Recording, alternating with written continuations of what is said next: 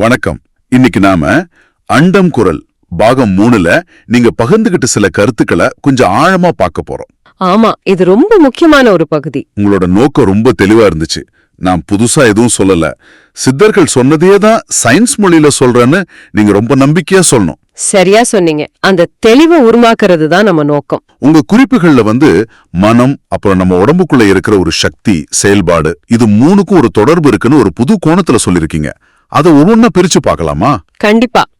இதுல ரொம்ப சுவாரஸ்யமான விஷயம் என்னன்னா, ரொம்ப சிக்கலான ஆன்மீக கருத்துக்களை நம்ம டெய்லி லைஃப்ல பாக்குற ரொம்ப சிம்பிளான உவமைகள் மூலியமா விளக்கி இருக்கிறது தான். ஆமா, நம்ம உடம்ப ஒரே நேரத்துல ஒரு கோயில் மாதிரியும் ஒரு சயின்ஸ் லேப் மாதிரியும் எப்படி பார்க்க முடியுங்கிறதுக்கான திறவுகோள் இதுக்குள்ளதான் இருக்கு. ஒரு பெரிய கருத்து இருக்கு. ஆனா உங்க குறிப்புகள் அதை மொத்தமா உடைக்குது. மனம் ஒரு உறுப்பு இல்ல, அது ஒரு செயல்பாடுன்னு சொல்லுது. இதுவே கேட்க வித்தியாசமா இருக்கே.